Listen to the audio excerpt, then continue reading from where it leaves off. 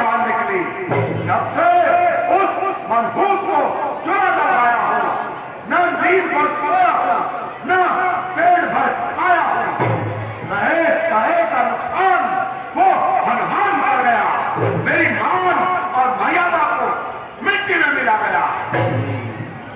जब उनके एक साधारण से दूत का यह हाल है, तो उनकी शक्ति का अनुमान लगाना सबसे मुहाल है। यही तो भूल कर दी पिताश्री। यदि उस दिन ही उस धूर्त वानर को खत्म कर देते तो आज यह समस्या ही सामने न आती। ना तो वह यहाँ से जिंदा बच कर जाता और ना ही उन वनवासियों को यहाँ का पता चल पाता।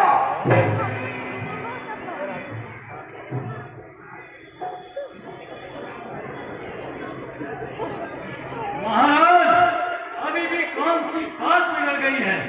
इतना होने के पश्चात भी वे लंका में प्रवेश नहीं कर सकते। सेनापति कंपन, कम से कम आप तो ऐसी बात मुख से ना निकालें।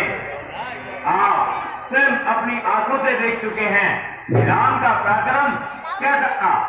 सारी सेना के साथ आप और बहन सुभद्रा ही युद्ध भूमि से अपनी जान की रक्षा के लिए भाग गए थे। महाराज, हमें यह नहीं भूलना चाहिए कि शत्रु का एक दूत हनुमान समंदर लांघकर लंका नगरी तक पहुंच गया। अर्थात अब हमारी लंका नगरी महफूज नहीं रह गई है। अच्छा विभीषण, अब हमें बता दो, हमें क्या करना चाहिए? महाबली लंकेश्वर श्री रामचंद्र जी ने शत्रु को छुरी लगाकर समाधित मत करो।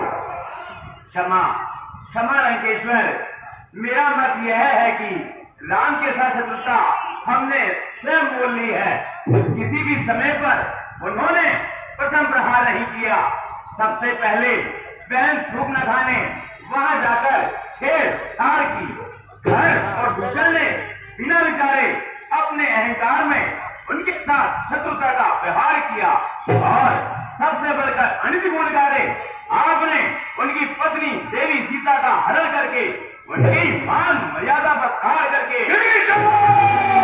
जी हाँ महाराज, हमने ही भूल की है और हम ही अपनी भूल को स्वीकार करके देवी सीता को आदर सहित उनके पति के पास पहुंचा देना चाहिए।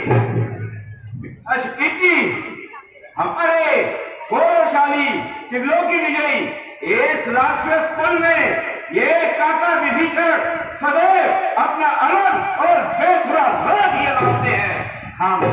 हम राक्षस कुल के नहीं हैं, हम परम पुण्य आत्मा महर्षि पुलह के वंशज हैं।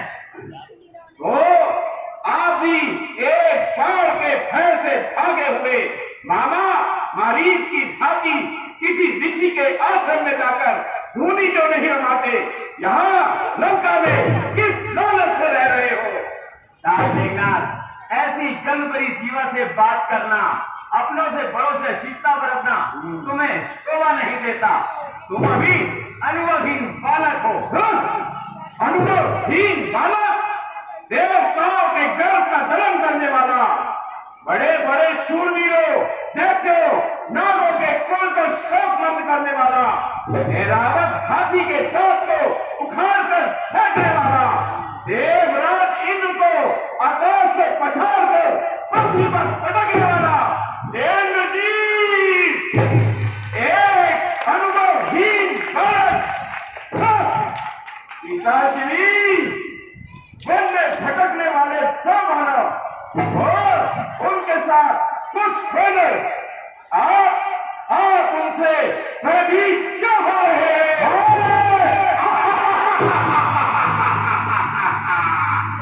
हर शख्स को रावण के शब्द होश नहीं है। वानरों से हमारा कुछ नहीं बिगाड़ सकते। महाराज दशरथ, मैं आपका पिता समान आदर करता हूँ। आप केवल राजा ही नहीं, मेरे ज्येष्ठ भ्राता भी हैं, जिन्हें आप साधारण वनवासी नर कहकर उपेक्षा कर रहे हैं। उनके शौर्य की गाथा को मत भूलिए।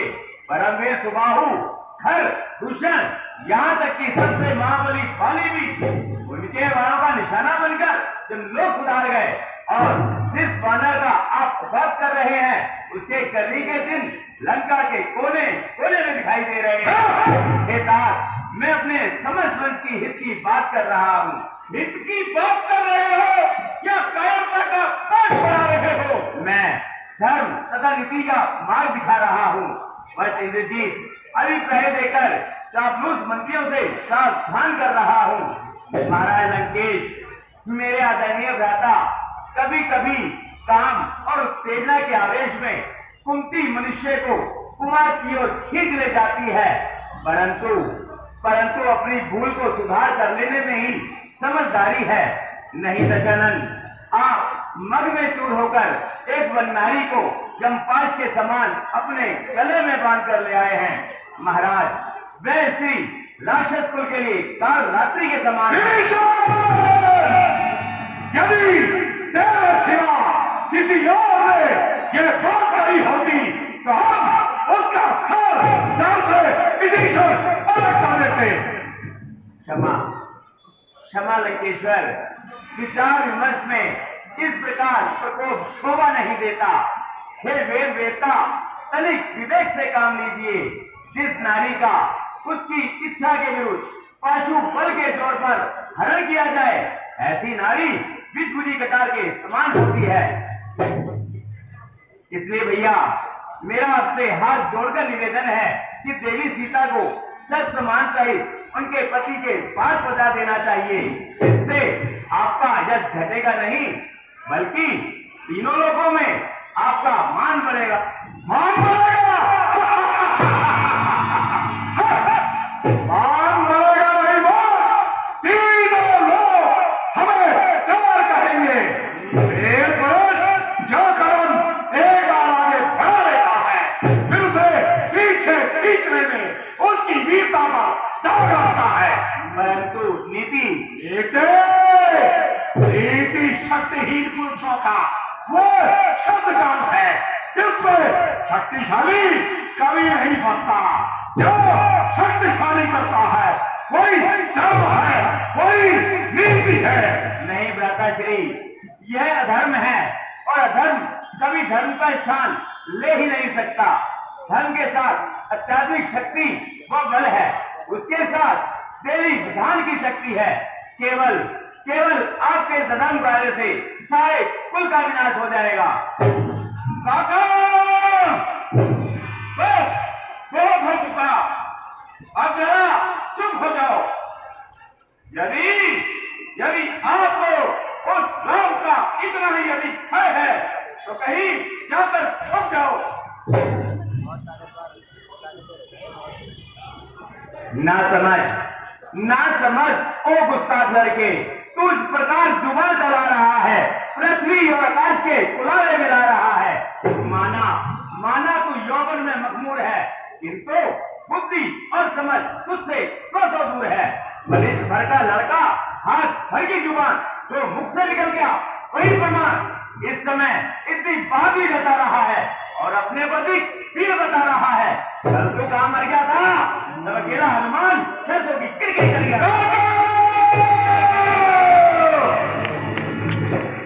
जिस बात को मैं कहना नहीं चाहता था, आखिर मैं भी मुझसे कल बात कर ही रहे। काका, मुझको तो इसमें भी आपका ही संदेह होता है, जो इस प्रकार हनुमान यहां से भाग गया। जब से हनुमान यहां से भाग गया, मानो आपका तो भाग के ही जाग गया। ना उस दिन उसकी अनुचित हिमायती करते और ना पिता महाराज उस पर नजर इनायत करते।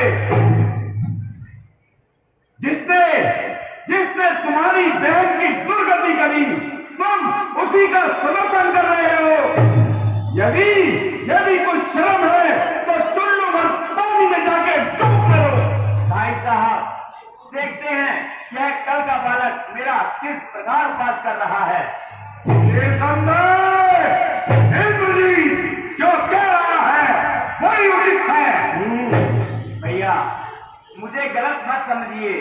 मैंने निर्कपट और निर्दोष भाव से सदा आपका शुभ चाहा है, सदा आपके कल्याण की कामना करता हूँ। इसी भाव से मैं आपके चरणों को पकड़कर आपसे विनती करता हूँ कि श्री राम त्रिलोक के स्वामी हैं, उनसे वैर मत मोल लीजिए।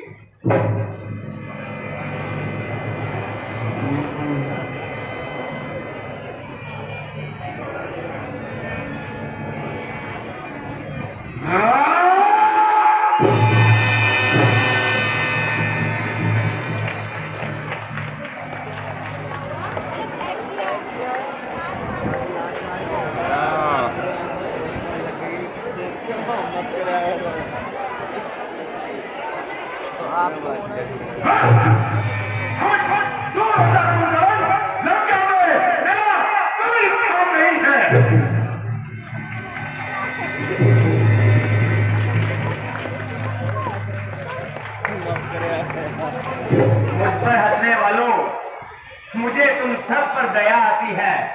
मैं तुम सबके सर पर मंडराते हुए काल को देख रहा हूँ।